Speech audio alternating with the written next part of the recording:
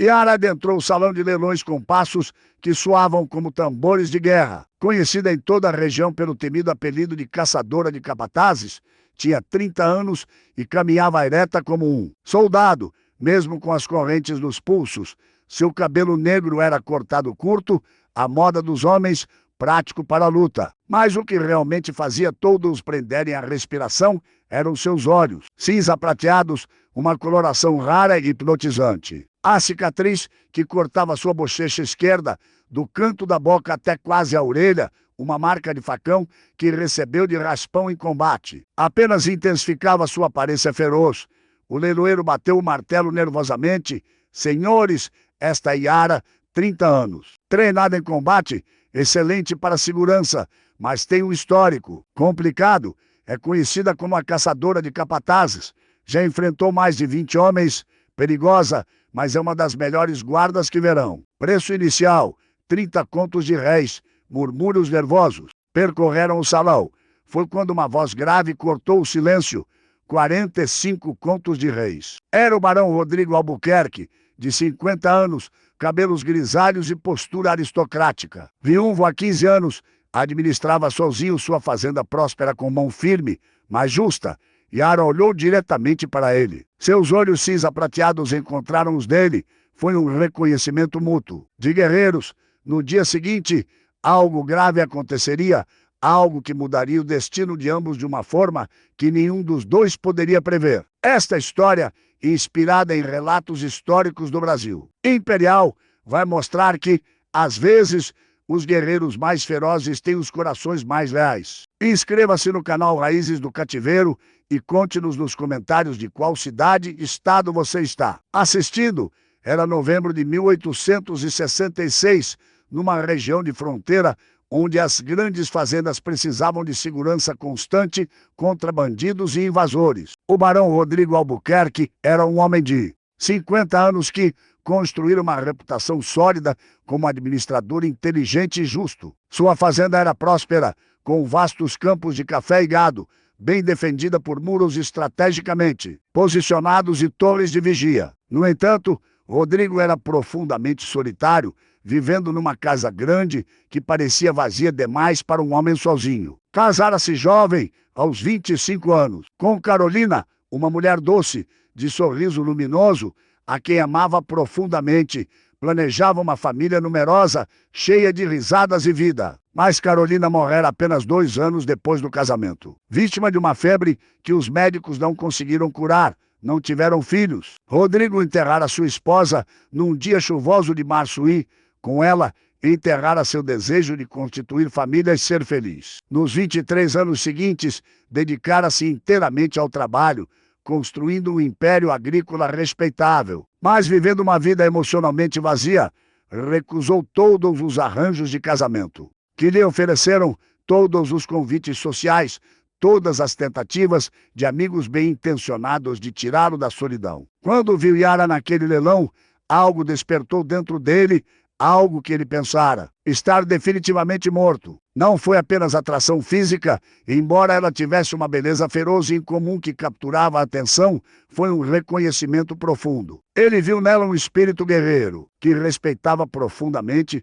uma força de vontade que admirava, uma dignidade que se recusava a ser quebrada mesmo com correntes. Yara tinha uma história forjada em fogo e sangue desde muito jovem. Nascera há 30 anos num quilombo fortificado, escondido nas montanhas. Uma comunidade bem organizada de pessoas que haviam escapado da escravidão e construído uma sociedade própria, baseada na cooperação mútua e na defesa coletiva. Seu pai, Kofi, fora um soldado africano, capturado em batalha e escravizado aos 20 anos, mas que escapara após 5 anos de cativeiro brutal e chegara ao quilombo exausto e ferido. Sua mãe, Abena, era uma curandeira habilidosa e uma estrategista inteligente que ajudava a liderar o quilombo. Kofi, percebendo que o quilombo precisava se defender constantemente de ataques de capitães do mato e fazendeiros hostis, começou a treinar guerreiros dentre os membros da comunidade. E quando sua filha Yara nasceu, decidiu treiná-la também, contrariando as tradições que diziam que mulheres não deveriam lutar. Força não tem gênero, ele dizia. E minha filha precisa ser capaz de se defender num mundo cruel. Começou a treinar Yara. Desde que ela tinha apenas 6 anos, ensinou-lhe combate com facas, bastões, lanças e mãos vazias. Ensinou táticas militares, estratégia, como ler o terreno, como usar o ambiente a seu favor, como defender posições contra forças maiores. Ensinou-lhe sobre os pontos de pressão do corpo humano, sobre como desarmar oponentes maiores e mais fortes, sobre como pensar 3 movimentos à frente. Num combate, Abena, por sua vez, ensinou Yara sobre ervas medicinais, sobre como tratar ferimentos, sobre primeiros socorros em campo. Um guerreiro que não sabe curar é apenas metade de um guerreiro, dizia ela. Yara era uma aluna nata, absorvendo os conhecimentos com uma velocidade e dedicação impressionantes. Aos 10 anos, já conseguia derrotar meninos adolescentes em combates de treino. Aos 15, era uma das melhores guerreiras do Quilombo, respeitada até pelos homens adultos que, inicialmente, duvidavam que uma mulher pudesse ser uma verdadeira guerreira. Mas quando Yara tinha 17 anos, uma tragédia devastadora atingiu a comunidade. Capitães do mato profissionais, um grupo de 30 homens bem armados e experientes, contratados por um consórcio de fazendeiros ricos da região, atacaram o Quilombo com força esmagadora num amanhecer nebuloso. Haviam planejado durante meses, estudado os padrões de defesa, esperado um momento de vulnerabilidade. Houve uma batalha feroz que durou 2 dias completos e sangrentos. O Quilombo defendeu-se com coragem extraordinária. Kofi liderou a defesa com brilhantismo tático, fazendo os atacantes pagarem caro por cada metro de terreno. Yara lutou ao lado do pai, matando 3 atacantes e ferindo gravemente outros 5, mas os números eram impossíveis de superar. No final do segundo dia, quando a munição e as flechas acabaram, quando os defensores estavam exaustos demais para continuar, os atacantes romperam as defesas. Kofi morreu protegendo a retirada das crianças e dos idosos, levando 7 tiros, mas continuando a lutar até seu último suspiro. Abena foi morta ao tentar salvar os feridos, recebendo uma facada nas costas enquanto carregava uma criança. Ferida para um local seguro, Yara lutou até não conseguir mais levantar os braços. Foi finalmente dominada quando 5 homens a atacaram simultaneamente. Mesmo assim, quebrou o braço de um deles. Antes de ser subjugada completamente, foi capturada junto com 40 outros sobreviventes. Assistiu ao seu quilombo, seu lar, seu povo, ser destruído e queimado. Foi vendida pela primeira vez aos 18 anos, ainda com os ferimentos da batalha mal cicatrizados. Seu novo dono, um fazendeiro chamado Tavares, rapidamente percebeu que ela tinha habilidades extremamente úteis, como sua fazenda. Era isolada e frequentemente alvo de bandidos, colocou Yara para fazer vigilância noturna e patrulhas de segurança. Ela era excelente no trabalho, alerta constante, capaz de detectar intrusos a distâncias impressionantes, corajosa e mortal em confrontos, mas Yara também começou a fazer algo mais, algo que estava no seu sangue. Organizava outros escravizados, ensinava-os a se defenderem, criava redes de apoio mútuo, onde os fortes protegiam os fracos, planejava pequenas resistências, sabotagens contra crueldades desnecessárias. Quando um capataz particularmente brutal, chamado Simões, tentou chicotear um homem idoso até a morte, simplesmente porque ele trabalhara devagar demais, Yara interferiu fisicamente. Desarmou Simões com um movimento rápido que ele nem viu.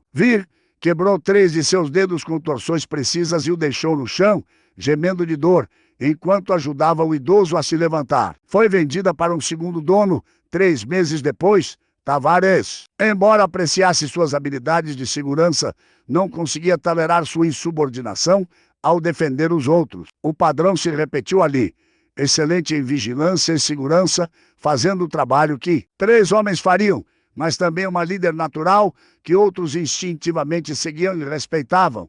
Defendia os fracos incansavelmente. Enfrentava os abusadores sem medo das consequências. Em seus 3 anos com o segundo dano, enfrentou 7 capatazes diferentes em combates físicos diretos. Venceu todos os 7, deixando 3 permanentemente aleijados. O apelido caçadora de capatazes nasceu quando ela tinha 24 anos. Um capataz especialmente covarde, chamado Durval, espancou uma criança de apenas 9 anos quase até a morte porque ela derrubara uma cesta de frutas acidentalmente. Quando Yara descobriu, Durval já havia fugido da fazenda com medo de retaliação do dono, que não tolerava abuso de crianças. Mas Yara não deixou passar. Pediu permissão ao dono, que, surpreendentemente, concedeu e foi atrás de Durval. Rastreou por 2 dias completos através da floresta densa, seguindo os sinais que seu pai lhe ensinara a ler, galhos quebrados, pegadas da lama, cinzas de fogueira. Encontrou escondido numa caverna a 40 quilômetros de distância. Houve uma luta breve, mas brutal. Durval era um homem grande, com mais de 100 quilos de músculos, mas Yara lutou com técnica e fúria controlada. Quebrou seu braço, amarrou com cordas que trouxeram e o arrastou de volta pelos 2 dias de viagem. O dono, impressionado e satisfeito, puniu Durval severamente e deu a Yara uma semana de descanso como recompensa, mas a história se espalhou. A escrava que caça capatazes, diziam os trabalhadores com admiração e medo. Cuidado com Yara, a caçadora de capatazes, foi vendida 5 vezes ao longo de 12 anos. Cada dono a comprava principalmente pelas suas habilidades incomparáveis de segurança e vigilância, reconhecendo que ela, sozinha, valia mais do que 5 guardas comuns. Mas, eventualmente, cada um a vendia porque ela causava muitos problemas ao organizar outros escravizados, ao defender vítimas de abusos, ao desafiar a autoridade que via como injusta. Sua reputação crescia a cada venda. 21 homens enfrentados em combate ao longo dos anos, apenas um conseguira feri-la seriamente. Esse único homem fora um capataz massivo chamado Bento, que atacara Yara com um facão quando ela o impediu de abusar de uma mulher jovem. Bento era experiente em combate de rua, conseguiu cortar o rosto de Yara, abrindo um corte profundo que ia do canto da boca até quase a orelha. O sangue jorrou, obscurecendo sua visão. Mas mesmo sangrando profusamente, Yara não recuou, desarmou Bento. Quebrou ambos os seus joelhos com chutes precisos e o deixou no chão, gritando. A cicatriz que ficou apenas aumentou sua reputação de guerreira feroz. Seu último dono antes de Rodrigo foi um fazendeiro pragmático chamado Silva, que a manteve por 4 anos, o período mais longo que passara com qualquer dono. Silva era um homem inteligente que reconhecia as realidades práticas. Sabia que Yara era absolutamente insubstituível como chefe de segurança. Sob sua supervisão, a fazenda de Silva nunca foi roubada uma vez sequer, algo impressionante numa região assolada por bandidos. Silva também reconhecia que Yara organizava outros escravizados, que os ensinava a se defender, que criava estruturas de apoio mútuo. Mas calculou que os benefícios de ter a fazenda segura superavam os problemas que ela causava. Você faz o que faz, Silva lhe disse certa vez. Organiza, ensina, defende. Eu finjo não ver muito disso, mas, em troca, você mantém minha fazenda segura. É um acordo não oficial, mas um acordo mesmo assim. E ela respeitava Silva por essa honestidade, mesmo não gostando de ser propriedade dele. Mas, então, Silva enfrentou uma crise financeira séria. Em investimentos ruins, colheitas perdidas para pragas, dívidas acumuladas. Precisava urgentemente de dinheiro para evitar perder tudo. Decidiu vender Yara, sabendo que ela valeria uma fortuna por suas habilidades únicas, mesmo com sua reputação problemática. Foi uma decisão dolorosa para Silva, que realmente apreciava Yara, mas necessária. Foi assim que ela chegou àquele leilão em novembro de 1866. Silva colocou com um preço inicial alto, 30 contos de réis, porque sabia seu verdadeiro valor. Quando o barão Rodrigo Albuquerque ofereceu 45 contos de réis, 15 contos acima do inicial, Silva quase gritou de alegria e alívio. Era uma fortuna que salvaria sua fazenda e ainda sobraria. A viagem até a fazenda de Rodrigo levou 2 dias completos através de estradas empoeiradas. Yara ia numa carroça aberta, não numa jaula ou gaiola, como alguns esperariam para alguém tão perigosa. Rodrigo cavalgava ao lado da carroça. Durante o primeiro dia, falaram pouco, cada um avaliando o outro em silêncio. Mas na segunda noite, quando pararam numa estalagem à beira da estrada, Rodrigo pagou por um quarto separado para Yara e pediu que ela jantasse com ele no salão comum da estalagem, não nas cozinhas, onde os escravizados normalmente comiam.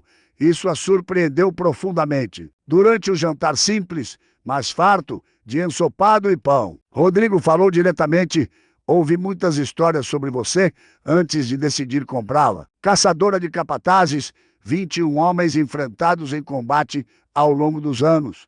Uma líder natural que organiza a resistência e defesa onde quer que vá. Uma mulher que não se curva, não se quebra, não se submete facilmente.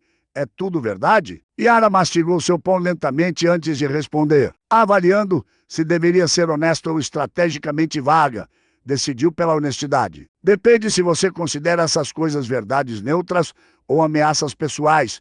Considero informações valiosas. Preciso entender quem estou trazendo para minha fazenda, quem vai estar armada e responsável pela segurança de tudo o que construí. Rodrigo se inclinou para a frente, com a voz baixa, mas intensa. Vou ser completamente franco com você, porque respeito a inteligência e prefiro a clareza. Comprei você, paguei uma fortuna considerável, principalmente por suas habilidades de segurança e vigilância. Silva me disse, e outros confirmaram, que você é o melhor guarda que já viram. Vigilante incansável, estrategista natural, uma guerreira treinada e mortal quando necessário. Minha fazenda é grande, isolada e frequentemente alvo de bandidos e invasores. Preciso desesperadamente de alguém realmente competente para defendê-la. Você é essa pessoa? Sim, respondeu Yara sem hesitação ou modéstia falsa. Sou. Meu pai me treinou desde os 6 anos. Aprendi tática, estratégia, combate, leitura de terreno, tudo. Sou melhor do que a maioria dos homens que já viram, porque fui ensinada por um verdadeiro soldado e pratiquei toda a minha vida. Bom, excelente, na verdade. Rodrigo tomou um gole de vinho, mas também ouvi outras coisas, que você organiza pessoas, ensina outros escravizados a se defenderem, cria redes de apoio mútuo, desafia capatazes e autoridades quando vê abuso. E aqui está minha pergunta crucial. Isso vai ser um problema constante na minha fazenda? Yara o encarou diretamente, seus olhos cinza prateados, encontrando os deles sem vacilar. Depende completamente do tipo de autoridade e do tipo de administração que você pratica. Se eu vir alguém sendo espancado até a morte, sem uma razão válida, sim, vou interferir. Se vir uma criança sendo abusada, sim, vou defendê-la. Se vir uma mulher sendo violentada, sim, vou intervir com a força necessária. Não consigo não fazer essas coisas. Está literalmente no meu sangue, gravado na minha alma. Meu pai me criou acreditando que os fortes têm a obrigação moral de proteger os fracos. Minha mãe me ensinou que fechar os olhos para a injustiça é ser cúmplice dela. Não posso desligar isso. Não vou desligar isso. Ela hesitou. Mas se você administra a sua fazenda, sem crueldade gratuita, sem abusos desnecessários, com algum senso de justiça básica, então não teremos conflitos. Posso seguir regras razoáveis, impostas de forma razoável. Simplesmente não posso. Tolerar a maldade pura. Rodrigo ficou em silêncio por um longo momento, estudando-a. Sabe, nos 23 anos desde que minha esposa morreu, ninguém me falou com tanta honestidade direta. A maioria das pessoas diz o que acha que eu quero ouvir. Você diz a verdade, sejam quais forem as consequências. Mentiras são temporariamente convenientes, mas eventualmente causam problemas maiores. Prefiro clareza. Eu também. Rodrigo sorriu pela primeira vez, transformando seu rosto sério. Então, aqui está minha clareza. Não administro minha fazenda com crueldade. Não chicoteio por prazer ou por raiva. Não abuso de ninguém, mulher ou homem. Não permito que meus capatazes façam isso. Também tenho regras, tenho expectativas. Preciso que o trabalho seja feito e há ordem mantida, mas opero dentro de parâmetros que considero humanos e justos. Se você pode trabalhar dentro disso, proteger minha fazenda com suas habilidades incríveis e, talvez, ensinar meus outros. Guarda suas técnicas, então teremos uma relação produtiva e, quem sabe, até mutuamente respeitosa. Posso trabalhar com isso, disse Yara, se suas palavras forem verdadeiras. São. E você verá com seus próprios olhos nos próximos dias. Chegaram à fazenda ao entardecer do segundo dia. A propriedade era impressionante, de uma forma distintamente diferente de outras grandes fazendas que Yara vira. Não era necessariamente a maior, embora fosse substancial, com vastos campos de café e pastos extensos com centenas de cabeças de gado. O que realmente impressionava era o quão bem fortificada e estrategicamente defensável ela era. Havia muros baixos, mas extremamente sólidos, de pedra, ao redor não apenas da casa principal, mas também dos celeiros principais e das senzalas, 4 torres de vigia posicionadas estrategicamente nos cantos da propriedade, cada uma com visão sobreposta, eliminando os pontos cegos. Um sistema elaborado de sinos de alarme conectando todas as torres, portões reforçados com ferro, tudo planejado com um olho tático que Yara reconheceu e respeitou imediatamente. Você planejou estas defesas pessoalmente? Ela perguntou enquanto entravam. Sim, aprendi da maneira mais difícil. Há 10 anos, bandidos atacaram e roubaram metade do meu gado. Feriram 3 trabalhadores gravemente. Jurei nunca mais permitir isso. Estudei fortificações, construí estas defesas ao longo dos anos, mas ainda falta um elemento crucial: pessoas verdadeiramente competentes para guardá-las. Rodrigo a levou pessoalmente ao posto de comando de segurança, uma sala fortificada no centro da propriedade, com mapas nas paredes mostrando toda a extensão da fazenda. Trabalhará em turnos de 4 horas com outros 3 guardas que tenho. Seu posto principal será a Torre Norte, que vigia a estrada principal, e a maior área de aproximação é o posto mais crítico. Quando não estiver em vigia ativa, quero que treine meus outros guardas. Seu conhecimento de combate, tática e estratégia é valioso demais para ser desperdiçado. Compartilho. Torne meus homens melhores. Uma guarda excelente protege bem. Vários guardas excelentes tornam uma fazenda praticamente inexpugnável. Yara estava genuinamente surpresa. Você quer que eu ensine formalmente os outros? Que eu compartilhe as técnicas que aprendi? Sim, exatamente isso. Por que manter um conhecimento valioso restrito a uma pessoa quando posso multiplicar a efetividade espalhando? Faz sentido estratégico? Óbvio. Era a primeira vez em 12 anos de escravidão que alguém não apenas valorizava suas habilidades, mas ativamente queria que elas multiplicasse, ensinando outros. Yara sentiu algo parecido com o respeito, começando a se formar por aquele homem. Posso fazer isso? Farei isso bem. No primeiro dia de trabalho, Yara assumiu a Torre Norte ao amanhecer. De lá, tinha uma visão panorâmica, quilômetros da estrada principal serpenteando, através de colinas, campos abertos em 3 direções, à borda da floresta a leste. Seu pai a ensinara a ler milhares de sinais sutis que as pessoas comuns perderiam. Poeira distante levantada por cavaleiros, movimento de pássaros que indicava a presença humana em lugares que não deveriam estar. Mudanças no comportamento dos animais da fazenda que sugeriam algo incomum, até padrões de vento e luz que poderiam indicar uma aproximação furtiva. À tarde, desceu para a primeira sessão de treinamento formal com os outros guardas. Havia 4 homens, todos experientes em trabalho básico de segurança, mas sem treinamento formal militar ou tático. Estavam visivelmente céticos sobre serem treinados por uma mulher, mesmo uma com a reputação de Yara.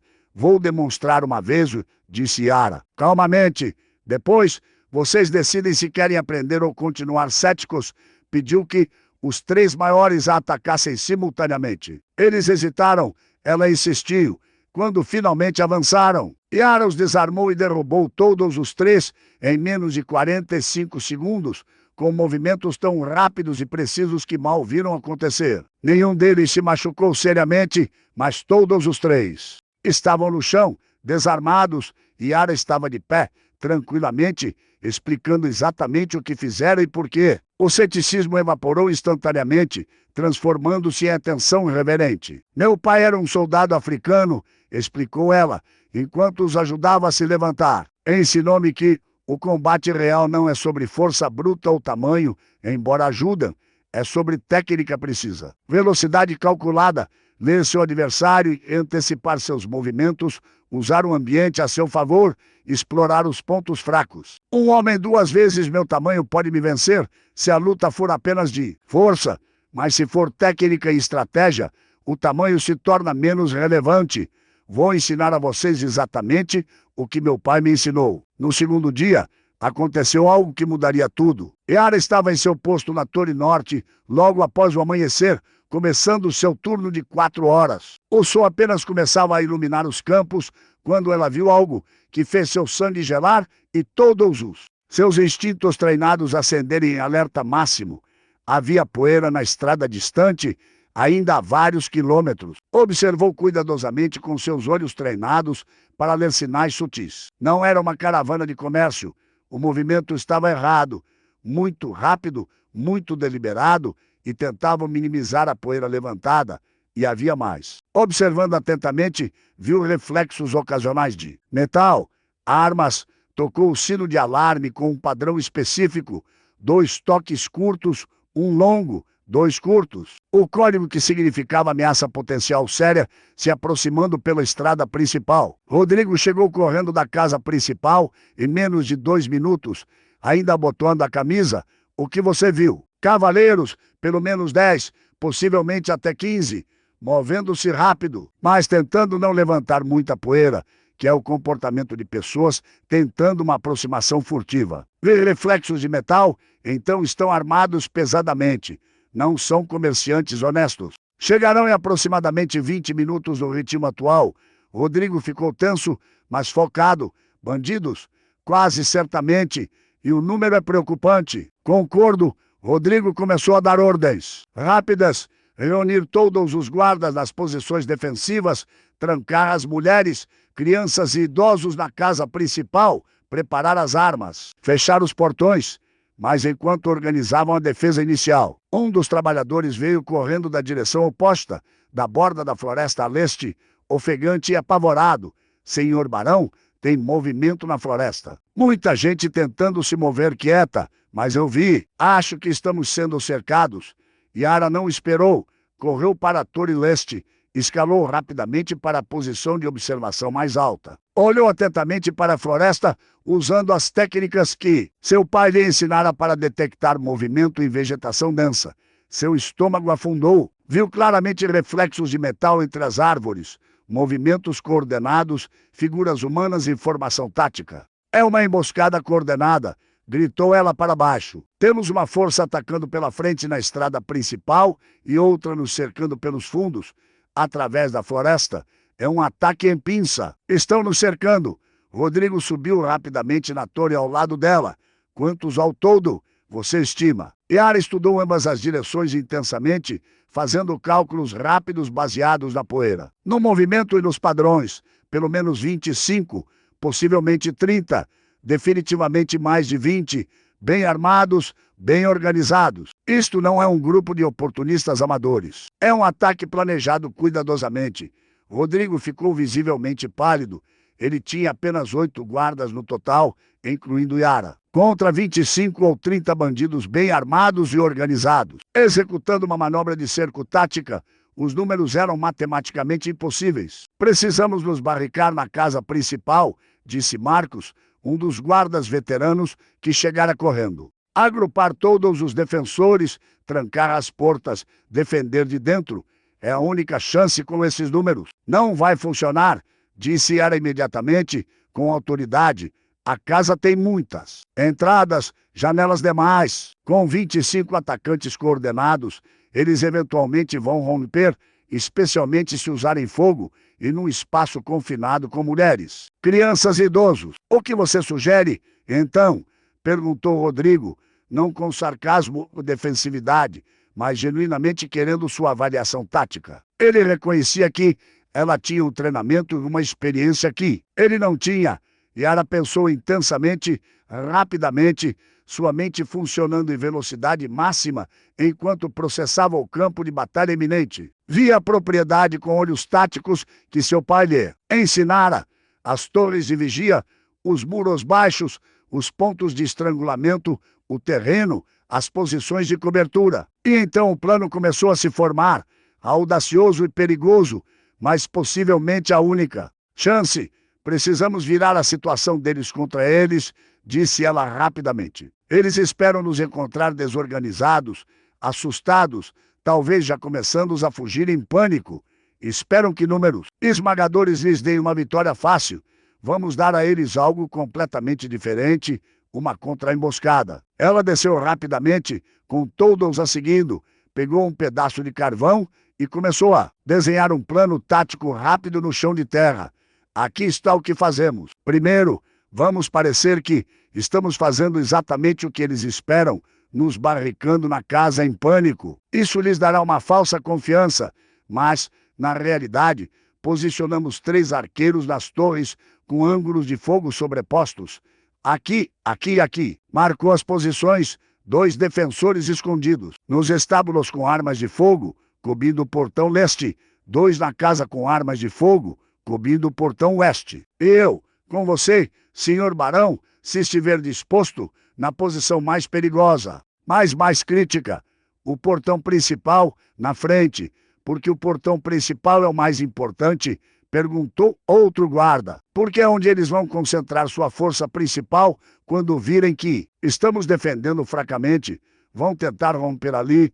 Quando o fizerem, encontrarão não uma fraqueza, mas a mim e a quem mais tiver coragem de ficar. E enquanto eles estiveram focados ali, os arqueiros nas torres e os atiradores escondidos os pegarão de ângulos que eles não esperam. Dividiremos a força deles, causaremos confusão e transformaremos os números contra eles. Era um plano audacioso, perigoso, que dependia de um timing perfeito e de cada pessoa executando exatamente como planejado. Mas, olhando para os olhos cinza prateados e determinados de Yara, vendo a confiança absoluta com que ela apresentou o plano, Rodrigo tomou sua decisão.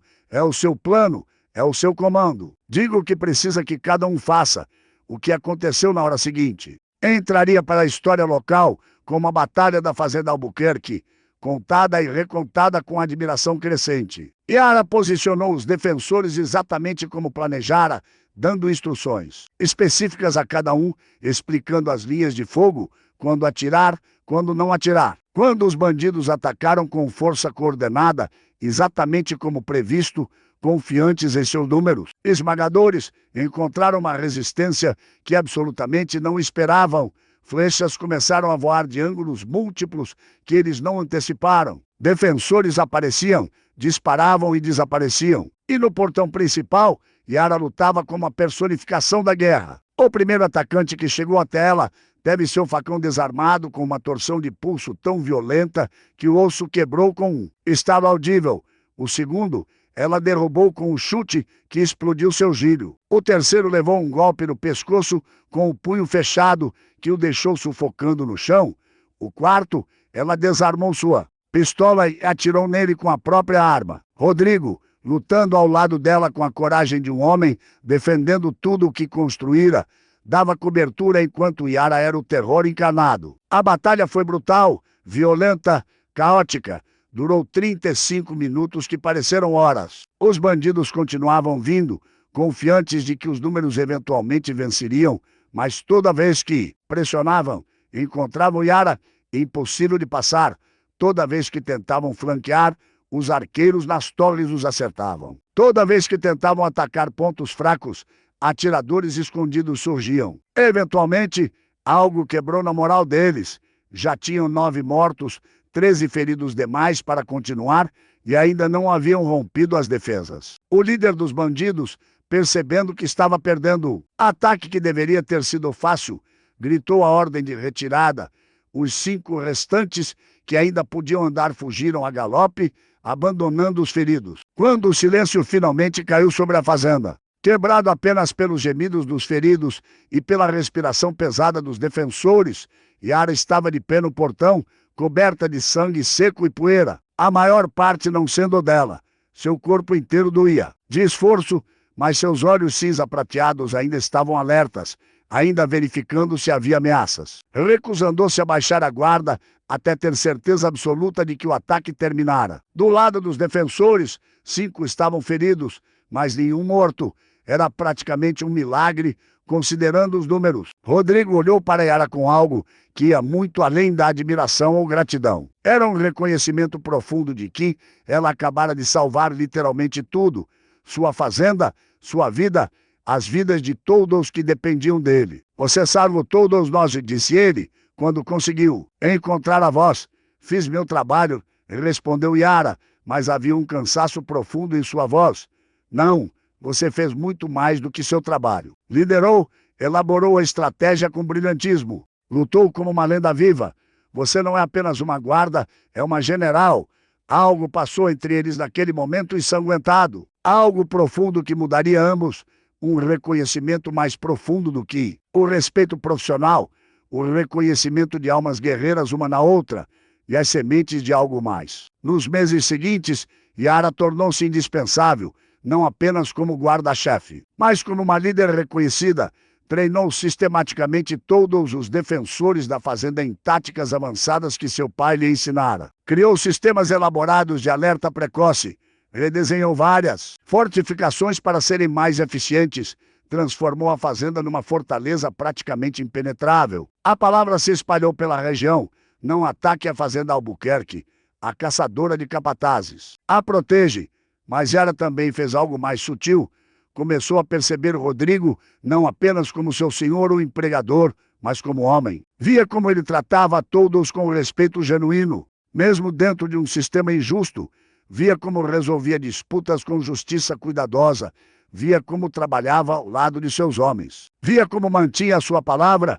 Via como, lentamente, começava a sorrir novamente após anos de solidão. E Rodrigo via ela não como uma propriedade valiosa ou uma ferramenta útil, mas como uma pessoa completa, como uma guerreira que respeitava profundamente, como uma líder que admirava, como uma mulher forte, inteligente, leal e profundamente bela, de formas que iam muito além do físico. 6 meses após a batalha, numa tarde tranquila, Rodrigo a chamou ao seu escritório.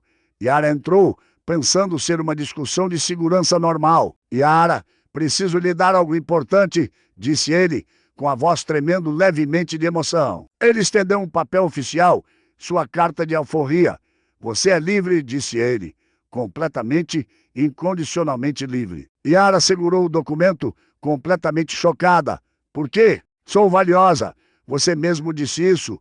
Pagou 45 contos, exatamente porque é tão valiosa. Valiosa demais para ser propriedade de qualquer pessoa.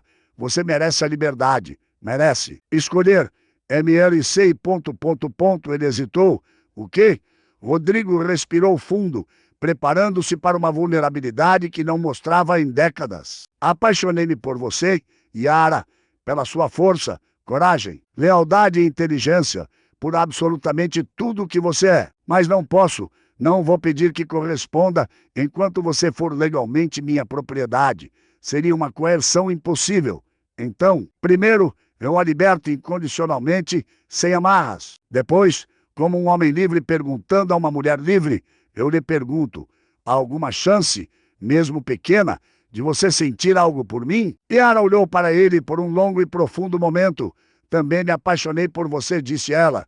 Lutei contra isso por meses. Parecia impossível, perigoso, insano. Mas sim, eu amo você, Rodrigo, profundamente. Casaram-se 8 meses depois, numa cerimônia que causou escândalo na região.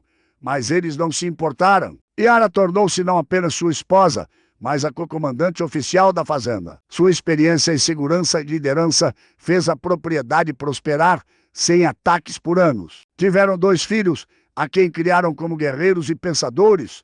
Yara os ensinou tudo o que seu pai lhe ensinara. Rodrigo viveu até os 78 anos, feliz ao lado dela. Yara viveu até os 82, respeitada por todos. Esta história ensina que a força numa mulher deve ser valorizada, não temida, que a liderança serve para proteger os outros, que o amor pode nascer nos lugares mais impossíveis e que os guerreiros mais ferozes têm, frequentemente, os corações mais leais. O que você faria no lugar de Yara? Conseguiria confiar novamente? Conte-me nos comentários e inscreva-se no canal Raízes do Cativeiro para mais histórias de coragem e amor verdadeiro.